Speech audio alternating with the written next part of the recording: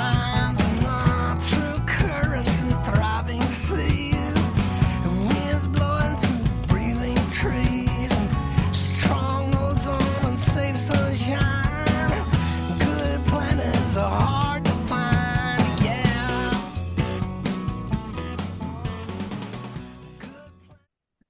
Hello, K-Squid listeners. It's every other Sunday again, and you're listening to Sustainability Now, a bi-weekly K-Squid radio show focused on environment, sustainability, and social justice in the Monterey Bay region, California, and the world. I'm your host, Ronnie Lipschitz. According to those who know, we are in the midst of the Sixth Great Extinction, this one brought on by the activities of human civilization that are resulting in a species extinction rate that is estimated to be between 1,000 and 10,000 times higher than the natural extinction rates. So far, efforts to protect endangered plants, animals, and insects have proven inadequate to the challenge. What are we to do? My guest today is Professor Douglas Tallamy, the author of Nature's Best Hope, a new approach to conservation that starts in your yard, published in 2019, and a just-published companion version for children subtitled How You Can Save the World in Your Own Yard. Both books propose what some might consider a radical approach to protecting species through transformation of front and backyards into conservation zones. Professor Douglas Tallamy, welcome to Sustainability Now. Well, thanks for having me. Why don't we begin with some background, who you are, where you teach, what your research focuses are. All right, I am Doug Tallamy. I am at the University of Delaware in Newark, Delaware, and I've been there for 42 years. I'm an entomologist, actually behavioral ecologist that focuses on insects. But lately, the last 20 years, my research has focused on the plant choices that we make in our human-dominated landscapes, how they impact food webs by influencing the insects that can or cannot use them, and then all the things that depend on insects. Well, that's interesting. People don't generally think about these sorts of things, except maybe with respect to monarch butterflies. I think that's the one insect that people do think about that. Right. Monarchs are, they're a wonderful poster child for Right. host plant specialization. You don't Right. have them if you don't have milkweeds. So you've published two versions of Nature's Best Hope, one for grown-ups, the other for children, and I've read both. Can you summarize the main arguments in the two books? And have you changed your approach from the adult version to the children's version? Well, the premise of both books is that you are nature's best hope. And the books focus on why I say that and really what it is that you need to do to address the biodiversity crisis. Nature is composed of plants and animals that run the ecosystems that perform the life support that we all depend on. So you're nature's best hope because we're wrecking nature everywhere we go. And in being nature's best hope, you're our own best hope. This is selfish. We need natural systems to persist on this planet. So I wrote the books because most people don't know that. Mm-hmm. They think that we are totally separate from nature. Humans are here, nature's someplace else. They don't realize the degree that there is no someplace else in most places. We're starting to see headlines that are outlining things like we've lost 3 billion breeding birds in North America in the last 50 years, and the UN says we're going to lose 1 million species to extinction. That's not an option. We lose 1 million species, we're going to lose ourselves. So we need to address these issues. We do have parks, we do have preserves, but we're in the Sixth Great Extinction event that the planet has ever experienced. So obviously they're not good enough. So now we have to practice conservation outside of parks and preserves on private property. And that's where it brings in you and me. It brings in everybody who has access to a piece of land. They become the future of conservation. And that's the basic message of both books. The way that young readers version differs is it's simply written in language a little bit more accessible to young readers. But the concepts are identical. We didn't really leave anything out. which is good. Young readers are a lot more sophisticated than we give them credit for. So, Yeah, sometimes I think parents are terrified about that. So what are you trying to, I was sort of wondering whether the in writing a version for kids, are you trying to get kids interested in conservation or hoping they might be able to convert their parents to this idea of backyard conservation? I don't know quite what else to call it. Do you have a term for it? Well, we we call it homegrown national park. I don't like the Right. term backyard because Okay. it implies that what we're talking about is so ugly we have to hide it in the backyard. We can plant a very productive oak tree in the front yard too, and do a lot of conservation there. So that's just my little pet No, peeve. no, But that's a great point. I've been trying to think of a term that encompasses both the front yard and the backyard without having to just specify. call them yards, our yards, Yeah, well, yeah, even the side but yard. but I like homegrown conservation. Yeah. Anyway, do you see this as a means of getting kids to influence their parents? Yes, but I want to influence the kids themselves too, because they are the future stewards of the planet. Hmm.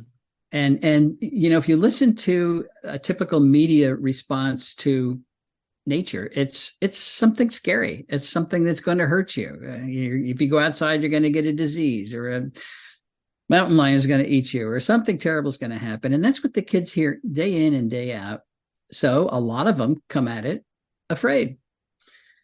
If they're afraid of being interacting with nature, if they don't love interacting with nature, they're going to be lousy stewards, and we can't afford any more lousy stewardship. So yes, I want them to get interested in conservation. I do want them to influence their parents, and kids are great influencers. But the main target for this young readers version is the child themselves. They grow up really fast, so they can plant that acorn, and they don't even have to ask their parents, "Hey, look what's growing here." Well, one of the things I've repeatedly observed over the years in classrooms and other situations is that when I was a kid, we were taught geography in school, and I'm sure you remember this, right? And that had to do with products, right? And Right. dances, right? And Yeah. that sometime around in the 1980s or 90s, kids started learning about environment and ecology. So it's at least in California, there are lots of gardens and there's a lot of curriculum Yeah, I in the didn't hear the term schools. ecology until I was in college. That's right. Yeah, I probably didn't either. I think we're probably close to the same age. I was in So college when we had the very first Earth Day, when we started to yeah, recognize okay. we actually need this planet. Yeah. Yeah, yeah. So I started a year later. Um, the proposal rests on convincing people, right, that their interests are better served by, we'll call it a homegrown conservation strategy than by lawns and flower beds. How do you convince them of this? Especially, and I think you note this, given the sort of place of pride that so many people have with their front and backyards. Right. Well, there's two issues there. I've been surprised at how easy it is to convince people that we don't want to lose nature. We need it. E.O. Wilson says we've got biophilia. We have an inherent love of natural things. What I need to convince them of is that we need to do this at home. And that's where we bump into the current culture of lawn being a status symbol. And the neater your yard is, the better person you are, the higher status you have. So what, the challenge here is, right now we ask our landscapes to do one thing, and that is be pretty. Right. Now I want them to do two things. I want them to be pretty and ecologically functional at the same time. It's a little bit of a challenge. It's not as hard as people think. The notion that if you use more plants or native plants in your yard, it's going to be wild and messy is just not true. I mean, it can be if you let it be, but that can be true with Chinese plants too. So right. It's the convincing that I thought I would need to do has been a lot easier. When I were bringing nature home, I didn't think anybody read it, period. Well, they did, and it's changed my life. Well, certainly. Okay, well, this really can, we really can convince the world. But one observation is that it's one thing to convince people that this is a great idea. It's another thing to get them to actually do it, right? And I mean, I think when I say convince, the question is, can you get people to actually, assuming they're not sort of, they don't have to deal with homeowners associations. Right. Well, a lot of people do have to deal with homeowners associations. So how do we do that? Again, I have been talking about it for 20 years, and I do see the deal moving. There's more interest in it every single day. And interest begets interest. When your neighbor starts doing something and you wonder what it is, all of a sudden you're not bucking the trend to the degree. A lot of people, they don't want to be rebels. They don't want to go outside the neighborhood norms. But if reducing the area of lawn you have, and you're going to keep lawn, you're going to maintain what you have, but just adding more plants to your yard and making sure they're productive plants, when that becomes the norm, people are going to do it. The real key here is that most people don't garden at all. They hire somebody. So what we need to do is retrain the landscaping industry. So when they hire you, they come in, install the plants that ought to be there, they maintain them, they make it pretty, and you can go to soccer practice. You don't have to worry about it.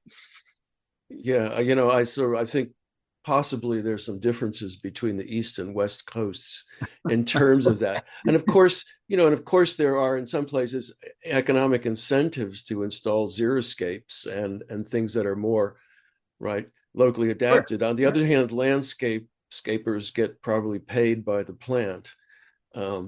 So there's more. I mean, there is this sort of what I like to call complex network around these sorts of things. I'm not trying to harangue you here. No. But the paid by the plant thing is a perfect avenue, because I'm talking about more plants, not fewer. Yeah. One thing I wanted to just to point out to the listeners, of course, is that the suburban lawn is based on the English sort of landscape model, which has always been sort of interesting to me, right? The aristocracy cultivated their property, right? So that it looked like a sort of ideal garden. That's, exactly. Go on. That's why lawn is a status symbol, because only the rich could do that back then. Right. Yeah. If you were poor, you had to use every inch of your property for crops. You didn't have enough sheep, or you didn't have enough slaves to take care of it. So yes, that is the origin, and it's stuck very well. And of course, marketing has helped. In the 50s, if you didn't have a perfect lawn, you were a communist, and you heard about it. So these are things we have to overcome here. Yeah, probably that's going to come back too, right? So, reading Nature's Best Hope, the adult version, I see it as a critique of the conventional approach to biodiversity conservation. That is, as you said, setting aside large tracts of critical biomes in order to prevent degradation and decline of species. But tell us some more about this critique of the set asides, the national parks and areas like that. Right. Well, it's a wonderful first step. It's just not enough. All of these areas are too small, and they're too isolated. We have 3.6% of the U.S. in national park system. We only have 12% of the U.S. that's federally protected. Now, there's a lot of other smaller groups doing it, but they're tiny, isolated habitat fragments compared to what used to be there, which means the populations within them are tiny and isolated. And all populations fluctuate. Right. So in good times they go up, but bad times they go down. And if you're a tiny population, often in your down cycle, you hit zero and you blink out, and then you're gone. And there's a steady loss of species from the little habitat patches that we've created. David Quammen has a perfect analogy between a Persian rug and an ecosystem. So you got a picture of a Persian rug. That's a functional Persian rug. Now chop it up into 71 pieces. None of them are functional Persian rugs. You got 71 rug fragments not acting like a Persian rug. And that's exactly what we've done to our ecosystems. So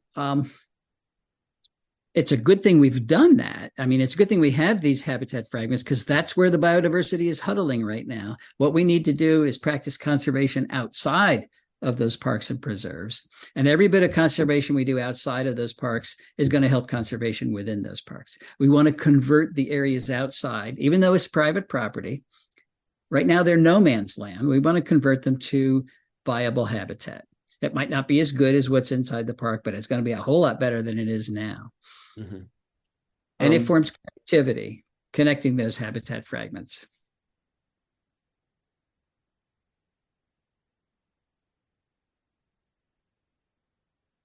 So one of the people that you write about in the book is the late Edward O. Wilson, who was an ant specialist, but spoke broadly about other kinds of issues having to do with ecology and the environment. And he proposed this setting aside half of the Earth as a conservation zone, which strikes me as a kind of an expansion of the conventional approach. Okay, but putting aside the radical features of this proposal, do you think it could work if implemented? Yes, but not in the way that most people envision. We're not going to cut the Earth in half and have half of it Right. where there's people and all 8 billion of us and all of our detritus and infrastructure in the other half. I think the only model that will work is to, yes, functionally preserve half of the area that's now in nature, in ecosystems on planet Earth. But we're going to live right there. We're not going to have humans and nature separated anymore. We can't do it. We're already everywhere. We're not expelling anybody from spaces. And we need ecosystem function everywhere, not just in parks and preserves. So that's where the notion of homegrown national park comes in. We're going to have ecosystem function right where we live.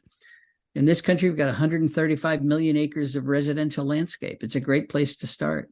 We've got 44 million acres of lawn, an area the size of New England. Let's cut that in half and create ecosystem function. And the reason I can say this so positively is that that's what we've done at our place. And I see how wonderfully it works. It works much better than I thought it would. And if it works here, it's going to work everywhere. Have you actually done any kind of documentation or videos of this? I'm just curious. Yeah. So my research has shown if you know the number of moth species in your local food web, you have a very good index of the stability of that food web and the productivity, because moths make caterpillars, and caterpillars are transferring more energy from plants to other animals than any other type of plant eater. Mm-hmm. So for the last 5 years, I've been taking a picture of every species of moth that now is making a living at our house. And I'm up to 1,202 species. Wow. And believe me, this place was mowed for hay when we moved in. There were not 1,202 species of moths here. So it works. We've got 61 species of birds that have bred on our property because we've got so much bird food. Mm-hmm. And, lots of other types of biodiversity that I haven't spent a lot of time measuring, but it works. Can you run us through then, the argument about the food webs and the species that are important to it, and because you do that in the book, right? And right. Maybe you could just talk some more about that, about moths to caterpillars to birds to whatever else is on top of those. Right. Well, it starts with plants. Right. And plants, of course, are capturing energy from the sun and through photosynthesis, turning it into food, into the simple sugars and carbohydrates that support just about all the animal life on the planet. But only if those animals have access to that food. And this is where the native plant connection comes in. Right. Most vertebrates don't eat plants directly. Most vertebrates eat the insects that ate those plants. And as I said, caterpillars are transferring more energy than any other type of plant eater, insects included. So let's just say we need plants that make caterpillars. Well, caterpillars are really fussy about what they can eat. Plants don't want to be eaten. They protect their tissues with nasty tasting chemicals. And only the insects that are adapted to those chemicals can eat that particular plant. The monarch butterfly is a perfect example. Milkweed's a toxic plant. Not only is it toxic with cardiac glycosides, but it's got sticky latex sap in it that gums caterpillar mouthparts shut so that they starve to death. So how do monarchs eat that? They've got the physiology that allows them to detoxify cardiac glycosides, and they have behavioral adaptations that block the flow of that sticky latex sap. And they have those things because they have interacted with milkweed lineage for millions of years. That's what it takes to build up that type of specialization. What's neat about the monarch is that it's not unique. 90% of the insects that eat plants have similar adaptations to eating the plants that they have specialized on. Mm-hmm. So we build human-dominated landscapes, and we only think about what those landscapes look like. And we pick plants from all over the world that are the prettiest plants, that we have pretty landscapes, but they're non-native plants that are very poor at supporting local insect life. So, for example, oaks support over 950 species of caterpillars in this country. Ginkgo, great ornamental tree, supports 0. Mm-hmm. You would put ginkgos in your yard, you're not making any caterpillars to support your local chickadees or titmice or anything else. And that's just one of a zillion examples. So plant choice is going to determine how well you're sharing the energy that the plants on your property capture. Mm. And of course, if you have it in acres of lawn, that's not doing anything. There are 4 things every landscape needs to do if we're going to reach a sustainable relationship with the nature that supports us. One of them is sequester carbon. It's going to help climate change. Manage the watershed. Every landscape exists within a watershed, and they have to help manage it. Support a food web, like we just talked about, and also support a complex community of pollinators, not just honeybees. We've got 4,000 species of native bees in this country, and they did, just about all the pollination before we brought over the honeybee. So we have to support all of that. Mm-hmm. And you can look at where you live, look at your local landscape, look at your local park. How well is that area doing each one of those 4 things? Everybody can improve the role that their landscapes are playing in those 4 areas, including my house. I'm working on it all the time. Another thing that you talk about in the book is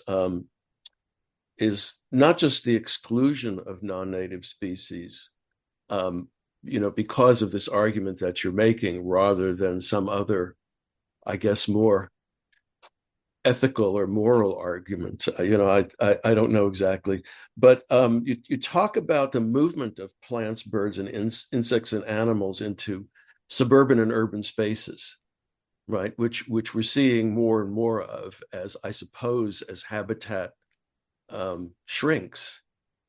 So tell us about that. Okay. Yeah, of course, the creatures that are getting the most press these days would be deer, white-tailed deer, mule deer, but across the country now, deer are over the carrying capacity. Their populations are larger than the areas can sustain. And because we are planting and replacing plants in our landscapes all the time, deer very easily move into our suburban neighborhoods. There's also no hunting there. Yeah, so the only enemy they have is your car, which is not a good one. And they have eaten the native plants in our forests. So now we have no understory. We've got no young trees to replace the old ones when they fall over. And they leave the non-native plants. They don't like them. And that is what tips the competitive balance against our native plants and encourages, all these invasive species that actually are escapees from our garden. So we're replacing the native plants that support the food web with our ornamental plants, our oriental bittersweet and burning bush and barberry and miscanthus and buckthorn and on privet and on, bush honeysuckle across the country. And it's one of the major factors that's degrading the food web. So that's because, we've got too many deer, but we've got, lots of other animals that are moving around. And some of them are quite welcome, like coyotes. I welcome them because it's one of the only things that can help us control the deer, at least the first couple of days of life. So what do? We have open season on coyotes. The one hope we have, we shoot as soon as we see them. So. Yeah, well, I live on the UC Santa Cruz campus, and we see all kinds of critters here, moving. I mean, plenty of deer, but some coyotes. Although, one of the things then you write about is the adaptability of some of these species to urban conditions, right? One thing that I've observed here over the last 20 or 30 years is the explosion in crows and ravens. Yeah. And, I was sort of wondering, just as an aside, how do you explain that? Is it simply the evacuation of niches, of other species? I mean, what's the... Well, crows and ravens, they eat human garbage, and we provide a lot of it. That's how I explain that.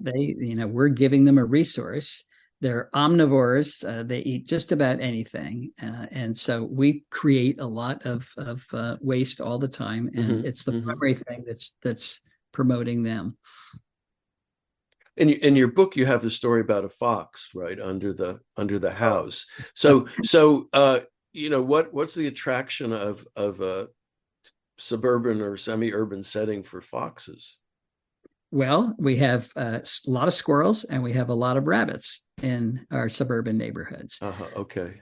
And that is what they're living off primarily. Yeah, that was my son's back porch, and my son was worried the fox was going to eat Jimmy, which is, it's a typical, that's his son. Yeah. Typical reaction. We see something wild and right away it's dangerous. It's going to hurt us.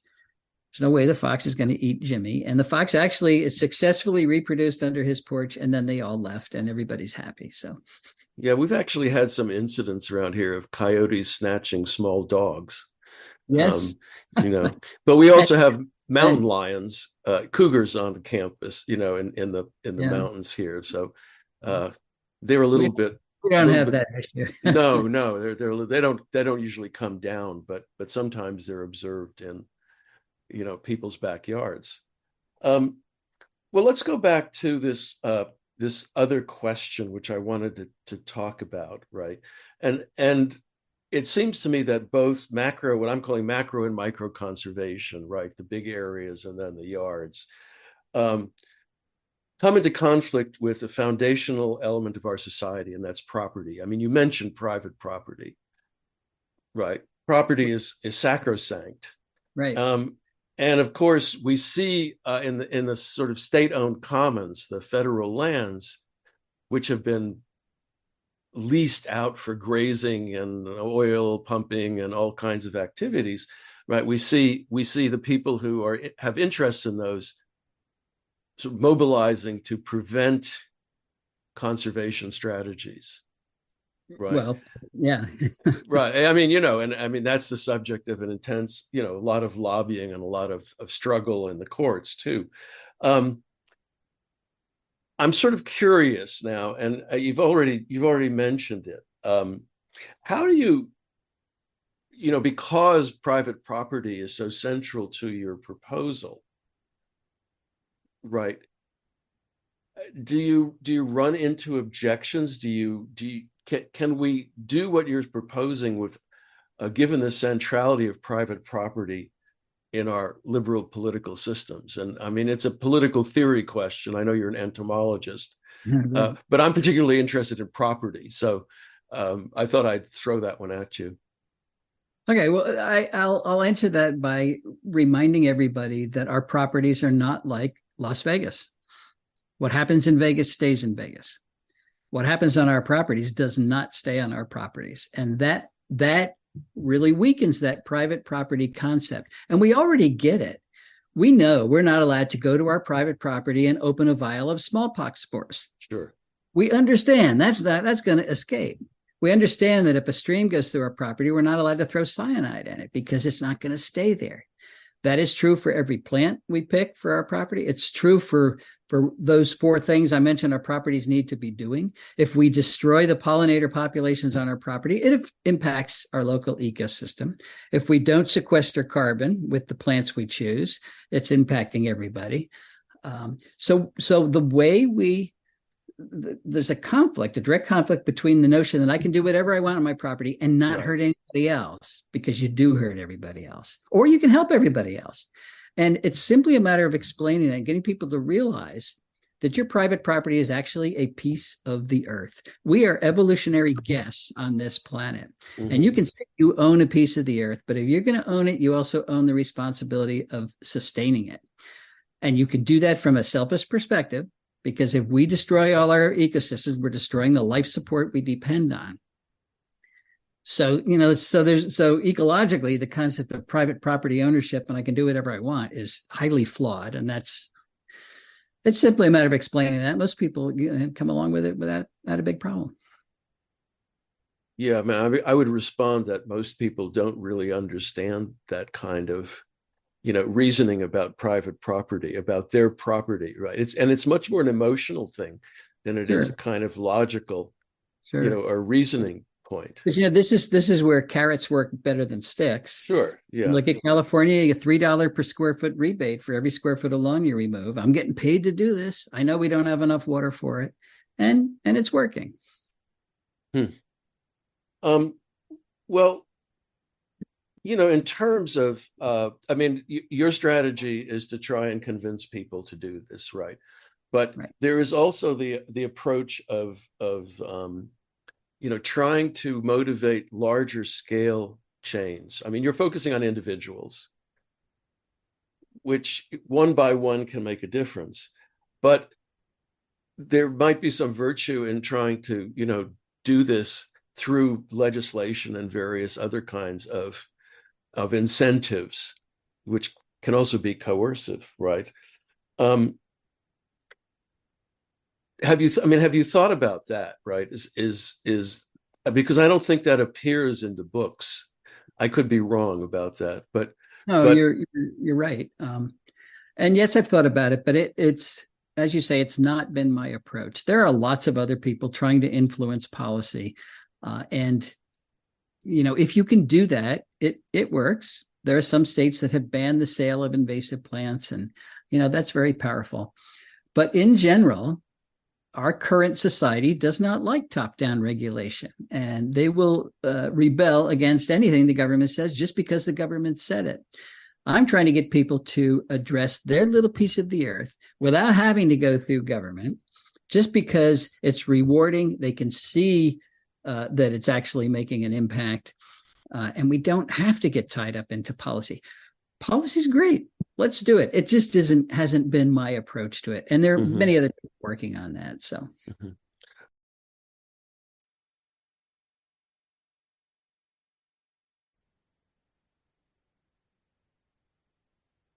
One of the things that many people have to deal with are restrictions imposed on them by homeowners associations. And maybe you could talk about that and how people might actually, get their HOAs to change their minds about landscaping. Yeah, it is a significant hindrance for a lot of places. And of course, homeowners associations came into being in order to maintain the status of the community. They didn't want people to put rusty cars in their front yards, and they came up with a number of rules, and that included rules to regulate landscaping. We got the notion that if everybody did the same, everybody was neat and tidy, that was high status. So anybody who varies from that rubber stamp type of landscape comes up against those HOA rules. So how do we get around that? Well, I think the easiest thing to do is to not try to buck the system entirely, but work with it. So a lawn is part of that status symbol for sure. I'm suggesting we reduce the area of lawn, but not get rid of it. And it can be very useful in terms of demonstrating that you're not a rebel. You're part of the system. You're simply going to have less lawn. The lawn you keep is going to be manicured. You're going to mow it all the time. Lawn is the perfect plant to walk on without killing it. And it is a significant cue for care. So let's say you add some plants and beds to your yard, outline them with at least a mower's width of lawn. Lawn strip along your driveway or along your sidewalk, and you maintain that. That convinces people that you're with the program. You're not rebelling, and it is neat looking. So it shows that what you're doing beyond that lawn is intentional. And very often there's no complaints at all when you keep the lawn that you have manicured. We're just adding more plants. We're adding more plants that are biologically relevant to our landscapes. And when you do it that way, very few people do complain. Now, some people really do challenge their HOAs. There was a couple in Maryland, and they were featured in the New York Times a couple months ago with an article called "I Fought the Lawn and the Lawn Lost." And they did. They sued their HOA and they won. It did cost them $60,000 to do that, but it set a legal precedent. So HOAs across the country are probably a little less likely to take you to court anyway. I suggest that people join their HOA and educate from within. We're in a different time now than we were when a lot of the HOA rules were established.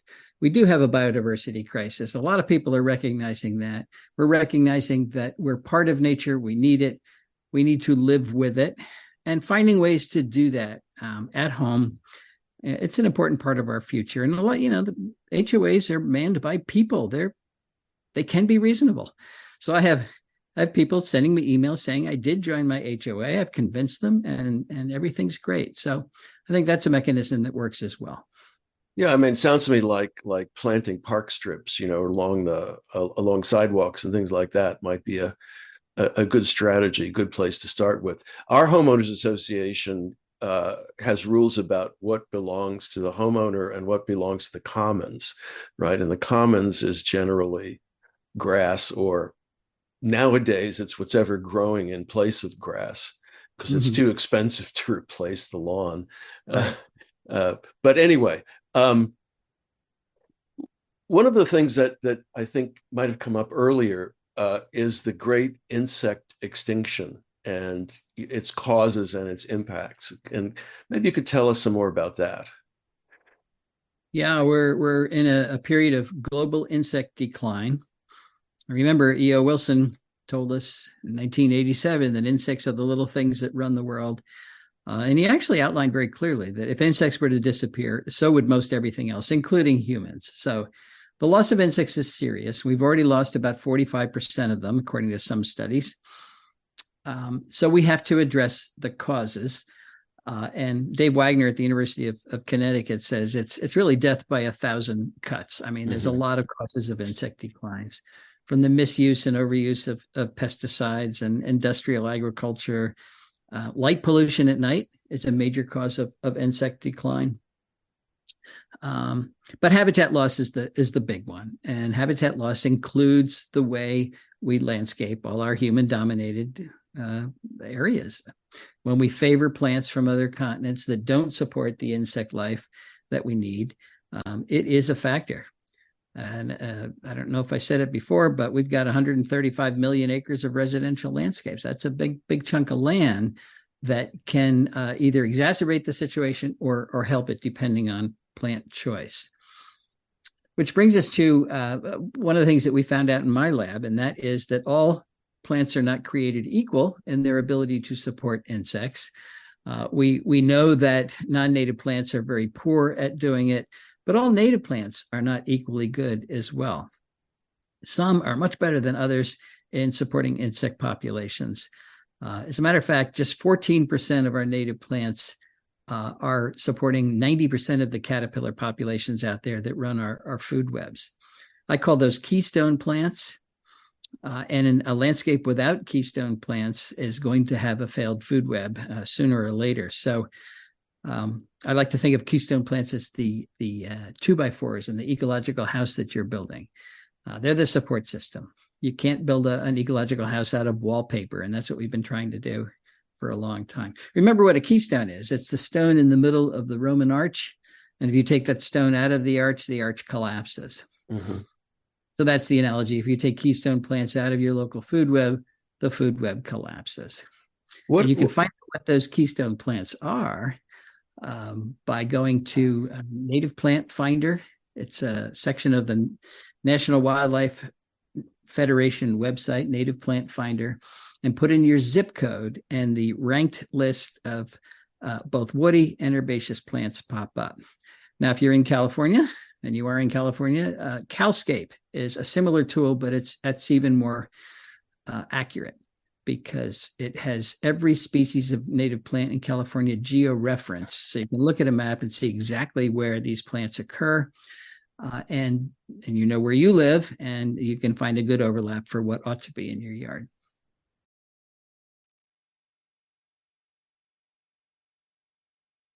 For birds, what insects are the most important? Well, 96% of our terrestrial birds rear their young on insects, and most of those insects are caterpillars. And there's several reasons caterpillars are better food than other types of insects. One is that they're soft. I like to call caterpillars sausages, little sausages with a very thin wrapper. And the thin wrapper is their exoskeleton. But because it's thin, they're very soft and pliable. Mm-hmm. And if you're a parent bird feeding your young, you want to be able to stuff that caterpillar down the throat of your offspring without injuring them. So it's hard to do that with a beetle. Beetles are not like little sausages, they're like little tanks, and they often have very sharp edges.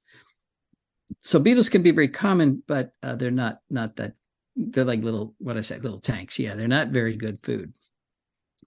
Caterpillars are also, they're high in protein, they're high in fat. They're the best source of carotenoids for birds during the breeding season. So carotenoids, it turns out, are essential components of vertebrate diets, but we vertebrates don't make them. We have to get them from plants. And that includes birds, but the birds aren't eating plants.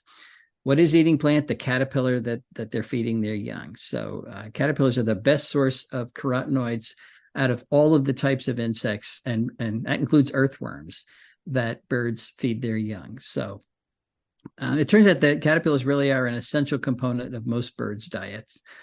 And that means most birds need caterpillars. So the next question is, how many caterpillars do they need? And interesting research with Carolina chickadees suggests it's a whole bunch. 6,000 to 9,000 caterpillars required to support one clutch, to make one clutch of chickadees, get them to the point where they leave the nest.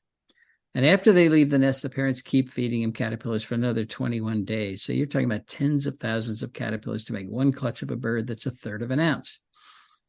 And if you're going to have chickadees breeding in your yard, you need all of those caterpillars in your yard because they only forage about 50 meters from the nest. They're not flying 5 miles down the road to the nearest woodlot. And of course, if we landscape in a way that does not make all those caterpillars, that's called insect decline. And that's where it really comes back to threaten the food web in our residential neighborhoods. We're not making the insects required to support the things that used to live there. What are the best plants then for encouraging caterpillar reproduction? Well, the best plant in 84% of the counties in which they occur is one of the oaks. Anything in the genus Quercus. We've got 91 species of oaks in this country. I think California has 27 species, something like that. You're very well endowed with oaks. More than 950 species of caterpillars use oaks as host plants. And let's compare that to a good native plant in the East, tulip trees. Only 21 species use tulip trees. So there are huge differences among our native plants and their ability to make those caterpillars. How would someone go about growing an oak then? It's easy if you have an acorn. And I suggest you start young. So really, I'm not kidding around. Find an acorn when they drop in the fall. Plant it right away, either in a pot or straight into the ground, because that acorn will germinate. If it's in the white oak group, it germinates in the fall. If it's in the red oak group, it germinates in the spring. But it'll germinate, and the first year, it puts down 10 times more root biomass than above ground biomass. So it's building a root system that will allow it to grow rapidly after that. It's a little slow in the beginning, and people get the idea that oaks grow really slowly, but once they're established, then they grow quite large. I planted acorns all over my property when we moved in. And remember, they're free. That helps. Yeah. Those trees now, so it's 22 years later, those trees are over 60 feet tall at this point. Wow. They are big landscape trees. I got them all for nothing. And they're supporting the bulk of the biodiversity at my house. Mm-hmm. Well, if somebody wants to do this, where can they find out, more information about how to go about doing it? You mentioned those websites, but Right. more practically, what should they do? Well, I would direct you to homegrownnationalpark.org. It's loaded with information about how to do this. And not just in Pennsylvania where I live, but all over the country. That native plant finder on the National Wildlife Federation website is a good source. National Wildlife Federation has another website called Keystone Plants by Ecoregion. And that not only tells you which plants are best at making the caterpillars, but it also tells you which plants are best at supporting pollinators. When we support our pollinators, we want to support these specialist pollinators. We've got about 4,000 species of native bees in this country, and over a third of them can only reproduce in the pollen of particular plants. So if you landscape, if you make a pollinator garden for specialist pollinators, you have supported all the pollinators because the generalists can use those plants as well. Mm-hmm. If you only plant for the generalists, then you only have generalists. You've lost 1,300 species of native bees. So, and around the country, some of the best plants for specialist bees would include the goldenrods, asters, sunflowers. I think there's something like 67 bees in California that can only reproduce on perennial sunflowers. So those are the ones you want to face. Yeah. Uh-huh. And the other ones will come along. Yeah. I don't think people are aware of how many bee species there are. You're right. I mean, you don't see them basically. Yeah. So, again, what should an individual do in terms of acquiring, the species? So they've looked online, they've identified, what's appropriate. Right. What's the next step? Well, the next step is to find somebody who will sell you that plant if you're not going to find it on your own. And we don't promote going out and digging up native plants. Mm-hmm. A seed here and there is okay, but we don't want to pirate the populations that already exist.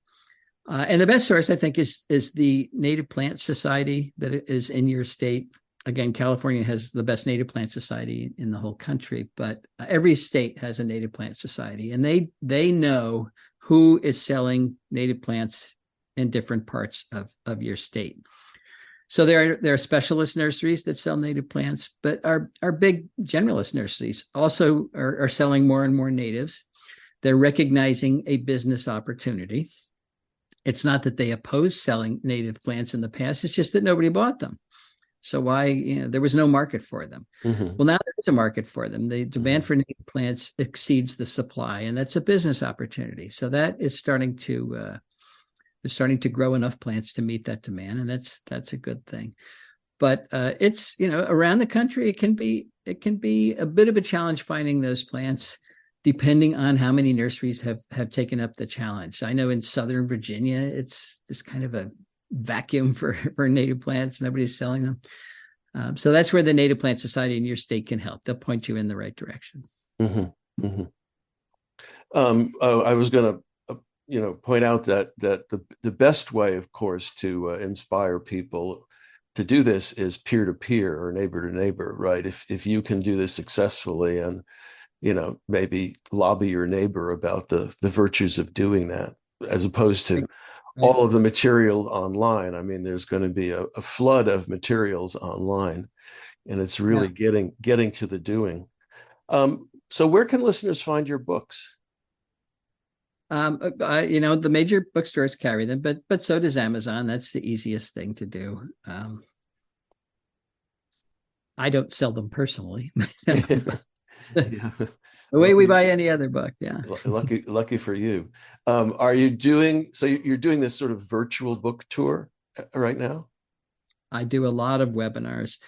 This was one good feature of COVID. Everything was in person before, and it took a lot of time.